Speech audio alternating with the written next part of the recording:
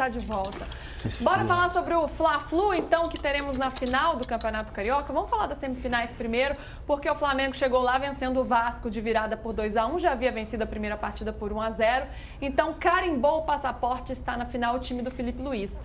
E foi de virada, não foi tão fácil assim, PVC, mas foi uma vitória. Mais uma vez, o time do Felipe Luiz mostrando sua superioridade em campo e conquista a vitória importante aí de virada. Primeiro gol do Vasco, né, e depois o Fla vira. O primeiro tempo do Vasco, de novo, foi muito bom. E a grande pergunta é a história da linha mais larga. Sim, polêmica grande. Hein, Igor, assim, eu entendo que o Pedrinho não disse que o Vasco ganharia se não fosse a bendita da polêmica da arbitragem. Não foi isso que ele disse. Não. Agora, ele questionou, e eu não acho que ele está certo de questionar a rapidez do VAR. Se o VAR é rápido e preciso, perfeito. Acho que o Mano foi muito bem na entrevista de ontem ao dizer que a questão não é o problema da linha larga ou da linha fina. O problema é as pessoas saberem o que está acontecendo. É simples assim. Terem confiança no sistema. É esse que é o ponto central. Ninguém vai discutir jamais a superioridade do Flamengo. O Flamengo está na final porque é o melhor time do campeonato. Vamos explicar o que aconteceu. Bruno Henrique fez o gol de empate, aliás, ele já havia marcado no primeiro jogo, fez de novo, dessa vez o gol do empate contra o Vasco, e foi um impedimento ali, foi marcado, mas uma linha muito ajustada. Já passou aí o gol do Bruno Henrique. Uma linha bem ajustada e isso gerou reclamação entre os vascaínos. E a Ferge se posicionou dizendo, né, que ela já havia aumentado a espessura da linha de impedimento, que passou de 6 milímetros para 12 milímetros. Que eu sou a favor. Centímetros. Centímetros, pô. E disse, sou absolutamente a favor. E disse que os clubes votaram a favor, votaram favoravelmente as decisões quando foram estabelecidos os critérios da arbitragem antes do campeonato estadual começar. Mas o Pedrinho chiou bastante por conta dessa linha e que a mudança foi justamente para beneficiar os atacantes, não, né, PVC? Mas o problema não foi ele chiar por causa da linha. O problema foi que na imagem a cabeça do Bruno Henrique está fora da linha, sendo grossa ou larga. A questão da linha larga, eu sou a favor há muito tempo, Luísa. Aí, olha a linha aí que a gente está vendo. Essa linha eles aumentaram a espessura nesse campeonato. É bem discutível. Eu acho que isso aqui, você pode perfeitamente marcar a condição legal, que é o que acontece na Inglaterra.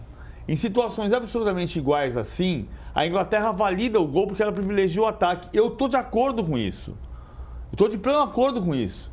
E o que o Pedrinho está dizendo é que a cabeça do Bruno Henrique, o resto da cabeça do Bruno Henrique, parece fora da linha. Mas eu não vou discutir isso de jeito nenhum. O que ele reclama muito foi da rapidez com que o lance foi analisado. Aí eu acho que ele está errado. O que eu acho que o ponto central é o seguinte... Ele falou, mas como assim? Um lance tão ajustado, tão difícil, eles tomaram uma decisão tão rápida assim? Quando a federação diz que o Pedrinho não percebeu que 7 gols super ajustados foram validados porque beneficiaram o ataque em função da mudança da linha, a federação pode ter razão, mas eu só vou colocar um adendo. E você me corrige, Igor. Não foi o Pedrinho que não percebeu. Eu não percebi. A maior parte das pessoas não percebeu. As pessoas não sabem disso. E o problema fundamental é que você tem uma comunicação absolutamente péssima. Então as pessoas são surpreendidas no dia de um clássico Vasco e Flamengo, que alguém vai dizer, mas você não viu, mas no jogo Bangu e Nova Iguaçu também teve isso. Desculpa, cara, mas ninguém viu o Bangu e Nova Iguaçu. E a informação não se espalhou da maneira como poderia se espalhar. Igor, já vou te chamar para conversa, mas vamos ouvir o Pedrinho antes, já que a gente está falando sobre as declarações dele? Bora ouvir o Pedrinho. A questão da linha do VAR, e não estou entrando no mérito do jogo, mais uma vez, só repetindo e deixando claro, mas em 10 segundos uma avaliação de um lance tão ajustado demonstra então uma evolução do VAR num nível absurdo de um jogo para o outro. E olhando, revisando, tentando ser o mais justo possível e pegando as informações com o VAR, que a linha da tecnologia vem de baixo para cima, por isso que a cabeça do Bruno Henrique fica fora da linha e dando a sensação de impedimento, é a imagem que nós temos. A imagem que nós temos, que o corte primeiro tinha muito mais corte para fazer, para esticar. e a outra é que a cabeça do Bruno Henrique passa por fora da linha. Então, um lance polêmico que poderia mudar a trajetória do jogo e numa avaliação, na minha concepção, extraordinária do VAR. Então, nós tivemos uma evolução do VAR de um jogo para o outro de uma forma excepcional. E a FERJ respondeu essa declaração do Pedrinho. Disse que o Vasco participou da reunião dos clubes, tendo voz e voto favorável a todas as decisões estabelecidas. E ainda disse que o aumento da espessura da linha de impedimento, que foi o que a gente comentou agora há pouco, foi aprovado por unanimidade. E também que o presidente do Vasco fala também de uma forma irônica, a FERJ aqui na nota. Diz que o presidente do Vasco provavelmente ainda não foi informado de que houve 7 gols ajustados e validados nessa competição em função da nova linha. E, por fim, o presidente do Vasco e o gerente de futebol, Glauber Rocha, seguindo aqui a nota da FERJ, eles dizem que foram recebidos pelo observador VAR e pelo VAR na sala do delegado da partida, onde lhes foi demonstrada a linha da avaliação do lance e que os dois declararam estar convencidos do acerto da decisão. Então, esse foi o posicionamento da FERJ, respondendo aí a declaração do Pedrinho na coletiva. Igor. Não, é só para pontuar, Luiz, aí, PVC e amigos, essa questão da comunicação do VAR realmente é um problema, não só no Campeonato Estadual, mas no Campeonato Brasileiro como um todo, né? Enquanto a gente não tiver o impedimento, né, da semiautomático, vai ser isso aí. E aí eu já vou falar sobre o impedimento semiautomático, mas sobre essa linha do VAR, a questão é que é uma dificuldade da gente enxergar nessa imagem frisada, nesse frame apenas, que é divulgado depois da revisão. E aí, acho que precisaria o pessoal da arbitragem divulgar não só a confecção da linha como um todo, mas também aquele frame que tem a base da linha, né, nessa questão que o próprio PVC e o Pedrinho mencionaram, né, de que a medição é feita da cabeça até a linha do chão, como se fosse uma linha vertical ali, né, que tivesse aquela base para cá, na horizontal e também na vertical, para mostrar essa questão um pouco da diferença, da distância, e também ajudaria muito se mostrasse a câmera invertida, que a gente conseguiria ver se a linha no jogador do Vasco foi traçada aqui nas costas ou se tem algum pé dele para trás ali que a gente não conseguiu olhar naquela imagem frisada. Então, acho que o VAR ainda precisa evoluir nessa questão de transparência e para melhorar a percepção. O PVC citou a questão lá, usando no Neymar, né, da figura do César, que precisa parecer que é honesto. Eu acho que vale o mesmo para essa questão do VAR, porque não só por virar uma muleta muito simples quando times são derrotados, mas para que possa gerar, nesse ambiente do futebol, um pouco mais de segurança e confiabilidade dentro disso tudo, porque hoje em dia a gente confia que o software calibrou bem e confia que o árbitro, que está lá no árbitro de vídeo, ele vai marcar corretamente no ponto do corpo do jogador em questão. Então a gente precisa desse nível de confiança, e quanto mais elementos para a gente crescer a confiança, eu acho que vai ser benéfico para o futebol. Mas, Igor... Sobre o impedimento semiautomático, rapidinho. Sim. A CBF não prevê isso para o Campeonato Brasileiro no momento, por entender que não há padronização técnica suficiente em todos os estádios para instalar todo o equipamento. E aí houve a mudança no comando da comissão de arbitragem, né? A gente sabe que o CNM saiu, entrou uma nova chefia na comissão de arbitragem, né? E aí, nesse momento, a CBF não trabalha com a hipótese para o Brasileirão 2025 de ter um impedimento semiautomático, demanda investimento, mas principalmente o argumento de que não existiria uma padronização para todos os estádios. Igor, vou voltar aqui atrás, só um ponto que eu acho importante. A gente já viu na Inglaterra, e eu defendi faz 3 anos, talvez 4, que eu falo que a linha mais larga do futebol inglês, ela determina o que o olhar humano foi capaz de perceber por 150 anos. Né? Por que 150 anos? Porque a regra do futebol foi consolidada em Cambridge em 1863 e a gente demorou até 2013 para começar a discutir o VAR, 2016. Então foi mais de 150 anos. A regra do futebol sempre foi um jogo de cavalheiros, ou seja, não tinha árbitro. Aí você determinou que tinha um árbitro porque não estava dando certo. Pediu, parou, só na pelada. Aí o árbitro, a gente começou a xingar a mãe do árbitro. A gente inventou o VAR para xingar a mãe do VAR. É isso que a gente está fazendo hoje. Então tá, o campeonato inglês colocou a linha mais larga porque é a percepção do olho humano. Então muitas vezes você vai olhar, muitas vezes o Arsenal e Manchester United, você vai ver e tem um restinho de cabeça que está fora. Mas você vai dizer, não, mas eu entendi, é a mesma linha. Beleza, por quê? Se não tivesse a linha do VAR, o bandeirinha ia falar assim, não, mesma linha. mesma linha, segue o jogo. Eu entendi, eu não estou discutindo o gol do Bruno Henrique. O que me incomodou mais nessa história, por isso que o depoimento do Igor é importante, porque o Igor está sentado no sofá mais confortável do Rio de Janeiro, que é o sofá da FERJ, da Federação de Futebol do Estado do Rio de Janeiro. Então, você pode perfeitamente ter ouvido isso, que eu não ouvi. E, portanto, eu estou perguntando para o Igor se o erro é meu, porque pode ser meu. Não foi o Pedrinho que não viu, que teve 7 gols ajustados, validados. Fui eu. Então, como eu não vi, eu estou perguntando, Igor, só o Pedrinho e eu que não vimos? Ou o Rio de Janeiro inteiro sabe que houve 7 gols ajustados, validados pelo VAR? Olha, essa informação sobre a espessura da linha, ela foi dada lá em 9 de janeiro, né? Não, tudo bem, mas os gols validados. E aí, só se para tentar uma linha do tempo em relação a isso. E aí a FERJ fez um balanço no final da Taça Guanabara e ela publicou no Instagram uma análise do VAR durante o primeiro turno e citou lá que naquela altura, vou até abrir agora aqui para não errar o número, mas ela tinha mencionado 5 gols validados por causa da linha. Aí você vai me perguntar, é suficiente?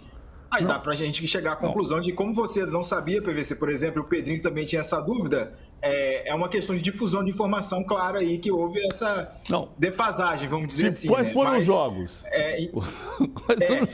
Não tinha essa informação. Ela tinha um número, eu vou procurar aqui esse balanço agora, porque, enfim, é importante, mas enfim, eram 66 jogos naquela altura, e 5 partidas com gols, 5 gols validados por causa desse aumento de espessura da linha. Então, é algo que não tinha pegado, vamos dizer assim, no defende o popular. aumento da espessura da linha. Eu não estou discutindo o gol. E se todo mundo defende que o VAR seja mais rápido? A gente cobra diariamente, esse VAR está muito demorado, e aí quando é rápido, o Pedrinho vai lá e reclama. Qual que é o ponto da reclamação? O ponto é que as pessoas precisam saber o que está acontecendo, Luísa. É o que por isso que o Mano Menezes foi muito brilhante ontem, na entrevista coletiva dele, quando ele disse, cara, não vamos discutir aqui a espessura da linha. Não vamos discutir aqui se tem um clube sendo beneficiado ou sendo prejudicado. Não se trata disso. Nós estamos discutindo qual é a informação que está chegando para o torcedor. O torcedor é o nosso cliente. E se a informação que está chegando para o nosso cliente não está clara, e se o objetivo do VAR era que fosse mais preciso, que a transparência fosse maior, e se a sensação hoje não é que a transparência é maior, então a gente precisa melhorar essa comunicação. Mas os clubes sabiam. Mas o problema é que os clubes podiam saber da espessura da linha. Sim. Porque com a espessura da linha, apesar da espessura da linha, a impressão é que a cabeça do Bruno Henrique está para fora. Então você fala, mas está impedido. Cara, eu vi o gol no sábado, eu falei, ele vai anular, está impedido. Claro que está impedido. Aí depois não foi impedido, mas eu não estou discutindo isso. Sim, eu entendi. Eu estou discutindo o seguinte, como é que você fala que o presidente do Vasco, você condena o presidente do Vasco, porque o presidente do Vasco não percebeu uma informação que ninguém percebeu. Só a Federação do Estado do Rio de Janeiro percebeu. Tanto que, assim, o Igor, se ele perguntar assim, beleza, quais foram os jogos? Se o cara me disser, foi em Bangu e Nova Iguaçu, foi em Portuguesa e Maricá, foi em Boa Vista e Volta Redonda, foi em Bangu e Nova Iguaçu, Bangu e Boa Vista. E tem VAR nesses jogos? Não sei, tem que ter. Mas se tem 5 gols que foram validados por isso, eu preciso saber. Com entendeu? Os do VAR foram validados. Eu preciso informar isto. O que não pode acontecer no dia de... O Pedrinho não está certo. Especialmente o Pedrinho não está certo por dizer, ironicamente, que o VAR foi rápido demais. Não, se o VAR foi rápido demais, parabéns. Se a linha está mais larga e isso beneficia o que o olhar humano via, parabéns. Mas se a comunicação não está chegando para as pessoas, tem um erro. E não é um erro de ser uma crítica destrutiva, dizer, não, federação, cara, parabéns, melhorou nos 2 aspectos, mas a gente precisa avisar as pessoas. Ó, teve um outro jogo que foi menos polêmico, que foi Fluminense e Volta Redonda. Aliás, foi menos polêmico, mas mais chato. Um 0-0, Fluminense até poupando alguns jogadores, até porque já tinha goleado na primeira partida por 4-0. Então foi tranquilo aí, já pensando nessa final. Agora o Fluminense, a gente está vendo aí os melhores momentos da partida, vencendo uma pedra no sapato do time do Felipe Luiz. A única derrota do Felipe Luiz foi justamente para o Fluminense, ainda teve um outro empate. Como é que dá para projetar esse Fla-Flu aí, Hernan? E pensando também num Fluminense que vai se encontrando, né? Vai evoluindo, agora a gente vem vendo uma melhora, você acompanha os jogos do Fluminense também. E me parece que chega num momento fortalecido aí para essa final do Carioca. Vou citar o que o Mano falou. Eu gostei também da entrevista do Mano e o PVC citou ela, falando que, derrota do Felipe Luiz é Fluminense, né? Então ele já joga uma pimenta ali, né? Já joga um pitaco ali no confronto, mas assim, ampla vantagem do Flamengo, né? Até pelo elenco que tem, pelo futebol que está jogando. O Fluminense é um time que está se reconstruindo bem, é verdade. Acho que o Mano está fazendo um bom trabalho nesse começo com as peças que chegaram para essa temporada.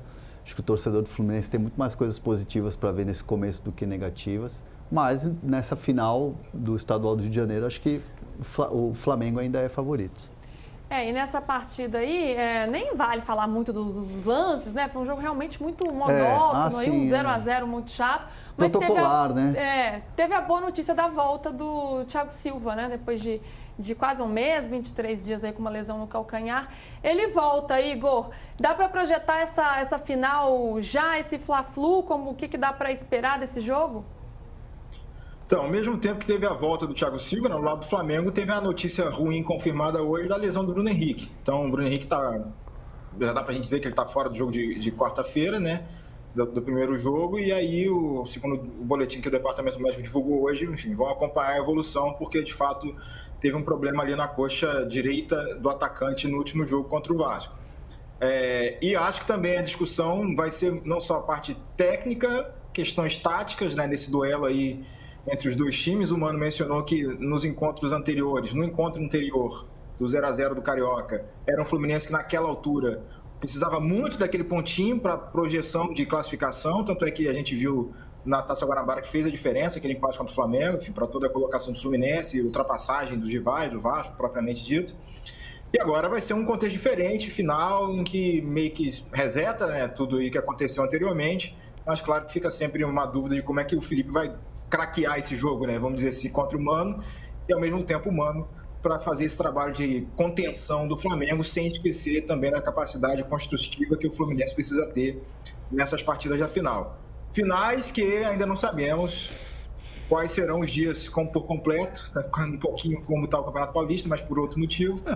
A FERJ deve anunciar no máximo até amanhã se o segundo jogo da final vai ser no sábado ou no domingo, e aí numa discussão que envolve emissoras detentoras do direito de transmissão, mas a FERJ, no máximo até amanhã, espera confirmar se o jogo vai ser o jogo de volta, né? Vai ser no sábado ou no domingo, lembrando que a tendência de defesa da Globo é pelo jogo no sábado, mas na Band e a FERJ estão mais inclinadas para defender o jogo no domingo, e a gente vai ver isso, enfim, nas próximas horas e até amanhã no máximo, pelo que a gente tem de projeção da Federação aqui do Rio.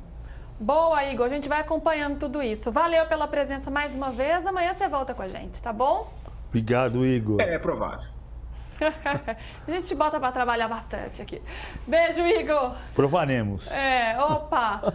Vamos terminar de primeira falando do Campeonato Mineiro, do Galo. O Galo tá com uma mão na taça em busca do hexacampeonato. Uma mão na taça não, o Galo